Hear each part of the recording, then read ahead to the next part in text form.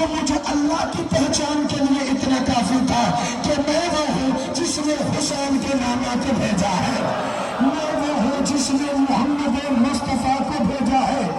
اور بھیجا کیوں ہے؟ عام جگہ نہیں بھیجا، کیا امیین نے بھیجا؟ انہوں نے کہا امیین میں آئے تو وہ رسول امی ہے۔ ہمارے بزرگوں کی زندگیاں گزر گئی، منبروں سے یہ بتاتے اور آپ کی سنتے کہ امی کا مطلب ان پڑھ نہیں ہوتا، چونکہ مکہ کو کہتے ہیں ام القری، بستیوں کی اصل، بستیوں کی ماں۔